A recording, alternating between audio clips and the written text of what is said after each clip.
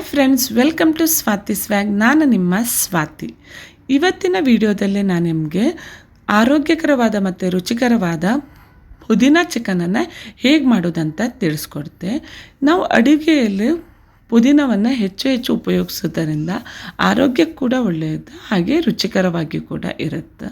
ಇದನ್ನು ನೀವು ಸ್ಟಾರ್ಟರ್ಸ್ ಆಗಿ ಕೂಡ, ಡ್ರೈ ಐಟಮ್ ಆಗಿ ಕೂಡ ಯೂಸ್ ಮಾಡ್ಬೋದು. ಇಲ್ಲ ಸ್ವಲ್ಪ ಮಸಾಲೆ ಥರ ಮಾಡಿಕೊಂಡ್ರೆ ಇದನ್ನು ಚಪಾತಿ ಜೊತೆಗೆ, ಅನ್ನದ ಜೊತೆ ಕೂಡ ಒಳ್ಳೆ ಕಾಂಬಿನೇಷನ್ ಆಗಿರುತ್ತೆ. ಬನ್ನಿ ಹೇಗೆ ಮಾಡೋದಂತ ತಿಳ್ಕೊಳ್ಳೋಣ. ನಾನಿಲ್ಲಿ 1 kg ಚಿಕನನ್ನು ಚೆನ್ನಾಗಿ ವಾಶ್ ಮಾಡಿ ಅದರ ನೀರಿನ ಅಂಶವನ್ನು ತೆಗೆದು ಇಟ್ಕೊಂಡಿದ್ದೆ. ಈಗ ಇದಕ್ಕೆ ಮ್ಯಾರಿನೇಟ್ ಮಾಡ್ಕೊಳ್ಳುವ. ಮ್ಯಾರಿನೇಟ್ ಮಾಡಲಿಕ್ಕೆ 2 ಟೇಬಲ್ ಸ್ಪೂನ್ ಆಗುವಷ್ಟು ಮೊಸರನ್ನು, 1 ಟೀ ಸ್ಪೂನ್ ಆಗುವಷ್ಟು ಹಳದಿ ಪೌಡರ್, ಹಾಗೆ ರುಚಿಗೆ ತಕ್ಕ ಸ್ವಲ್ಪ ಉಪ್ಪನ್ನು ಸೇರಿಸ್ಕೊತಾ ಇದ್ದೆ.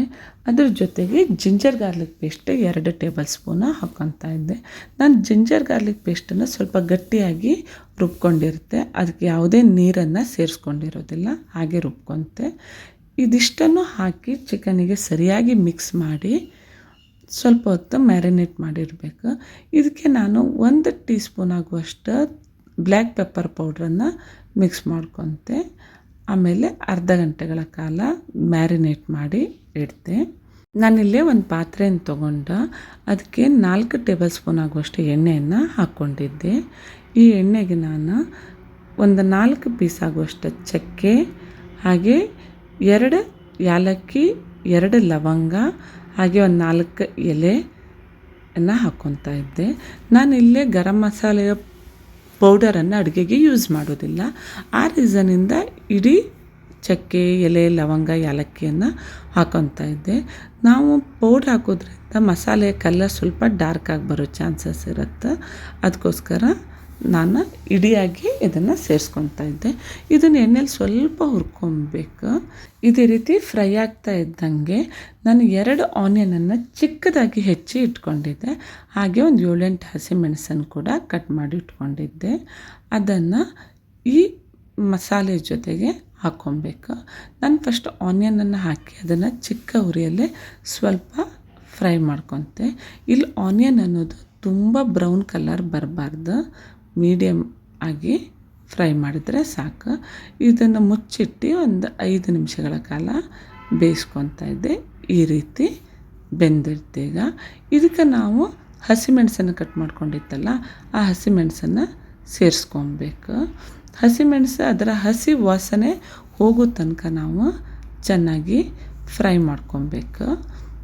ಹಸಿಮೆಣಸಿನ ಪ್ರಮಾಣ ಅನ್ನೋದು ಹಸಿಮೆಣಸು ಎಷ್ಟು ಖಾರ ಇರುತ್ತೋ ಅದ್ರ ಮೇಲೆ ಡಿಪೆಂಡ್ಸ್. ನಿಮ್ಗೆ ತುಂಬ ಖಾರ ಬೇಕಾದರೆ ಹೆಚ್ಚು ಹಸಿಮೆಣಸನ್ನು ಹಾಕ್ಕೊಳ್ಳಿ. ನಾನಿಲ್ಲೇ 2 ಟೇಬಲ್ ಸ್ಪೂನ್ ಆಗುವಷ್ಟು ಶುಂಠಿ ಮತ್ತು ಬೆಳ್ಳುಳ್ಳಿ ಪೇಸ್ಟನ್ನು ಹಾಕ್ಕೊತಾ ಇದ್ದೆ. ಶುಂಠಿ ಬೆಳ್ಳುಳ್ಳಿ ಪೇಸ್ಟ್ ಮತ್ತು ಹಸಿಮೆಣಸು ಹಸಿ ವಾಸನೆ ಹೋಗೋ ತನಕ ಫ್ರೈ ಮಾಡ್ಕೊಬೇಕು. ಆಮೇಲೆ ಮೊದಲೇ ಮ್ಯಾರಿನೇಟ್ ಮಾಡಿಟ್ಟ ಚಿಕನನ್ನು ಈ ಮಸಾಲೆ ಜೊತೆಗೆ ಮಿಕ್ಸ್ ಮಾಡ್ಕೊಬೇಕು. ನಾವು ಮೊದಲು ಚಿಕನ್ ಹಾಕಿದಾಗ ಬೆಂಕಿಯನ್ನು ಚಿಕ್ಕ ಉರಿ ಇಟ್ಟು ಹೀಗೆ ಮುಚ್ಚಿಡಬೇಕು. ಆಗ ಚಿಕನ್ನಲ್ಲೇ ಇದ್ದ ನೀರಿನ ಅಂಶ ಬಿಡುತ್ತೆ. ಈ ರೀತಿ ನೀರು ಬಿಟ್ಕೊಂಡಿರುತ್ತೆ. ಆಮೇಲೆ ಸ್ವಲ್ಪ ಬೆಂಕಿಯನ್ನು ದೊಡ್ಡದು ಮಾಡಿ ಅಷ್ಟು ನೀರು ಡ್ರೈ ಆಗೋ ತನಕ ನಾವು ಅದನ್ನು ಮಗ್ಚ್ಕೊಬೇಕು. ಸ್ವಲ್ಪ ಬುಡ ಹಿಡಿದಿದ್ದಾಗೆ ನೋಡ್ಕೊಬೇಕು. ಹೆಚ್ಚು ನೀರಿನ ಅಂಶ ಇರಬಾರ್ದು, ನೀರನ್ನು ಡ್ರೈ ಮಾಡ್ಕೊಬೇಕು. ಈಗ ನೋಡಿ, ನೀರು ಆಲ್ಮೋಸ್ಟ್ ಡ್ರೈ ಆಗಿತ್ತು. ನಾನೀಗ ಮಸಾಲೆಯನ್ನು ಹೇಗೆ ಮಾಡೋದಂತ ತಿಳಿಸ್ಕೊಡ್ತೆ. ನಾನಿಲ್ಲಿ 1 ಕಷ್ಟ್ ಆಗುವಷ್ಟು ಪುದೀನವನ್ನು ಮತ್ತು ಸ್ವಲ್ಪ ಕೊತ್ತಂಬರಿ ಸೊಪ್ಪು, ಒಂದು 5 ಹಸಿಮೆಣಸು ಮತ್ತು ಕ್ಯಾಶ್ಯೂವನ್ನು ತೊಗೊಂಡಿದ್ದೆ. ಇಷ್ಟನ್ನು ಮಿಕ್ಸಿ ಜಾರಿಗೆ ಹಾಕಿ ಚೆನ್ನಾಗಿ ರುಬ್ಕೊಬೇಕು. ಹಸಿಮೆಣಸು ಅನ್ನೋದು ನೀವು ಮೊದಲೇ ಹಾಕೋದ್ರಿಂದ ನಾನು ಇಲ್ಲೊಂದು 5 ಹಸಿಮೆಣಸನ್ನು ಮಾತ್ರ ಹಾಕ್ಕೊತಾ ಇದ್ದೆ. ನಾವು ಎಷ್ಟು ಪುದೀನ ಹಾಕುತ್ತೋ ಅಷ್ಟು ಟೇಸ್ಟಿಯಾಗಿ ಬರುತ್ತೆ. ಬಟ್ ಇದಕ್ಕೆ ನಾವು ಆದಷ್ಟು ಫ್ರೆಶ್ ಆದ ಪುದೀನ ಮತ್ತು ಕೊತ್ತಂಬರಿ ಸೊಪ್ಪನ್ನು ಹಾಕ್ಕೊಳ್ಬೇಕು. ಈ ಮಸಾಲೆಯನ್ನು ರುಬ್ಕೊಳ್ಳೋಕ್ಕೆ ನಾನು 1 ಬೌಲು ಮೊಸರನ್ನು, ಗಟ್ಟಿ ಮೊಸರನ್ನು ತೊಗೊಬೇಕು. ಮೊಸರಲ್ಲಿ ಸ್ವಲ್ಪ ನೀರಿನ ಅಂಶ ಹೆಚ್ಚಿದ್ದರೆ ಒಂದು ಬಟ್ಟೆಯಲ್ಲಿ ಸ್ವಲ್ಪ ಹೊತ್ತು ಕಟ್ಟಿಟ್ಟರು ಅದರ ನೀರು ಅಂಶ ಹೋಗುತ್ತೆ. ಇಲ್ಲದೇ ಇದ್ದರೆ ಈ ರೀತಿ ಗಾಳಿಸೋದ್ರೊಳಗೆ ಆ ಮೊಸರನ್ನು 5 ನಿಮಿಷಗಳ ಕಾಲ ಇಟ್ಟರೆ ಅಷ್ಟು ನೀರಿನ ಅಂಶ ಹೋಗುತ್ತೆ.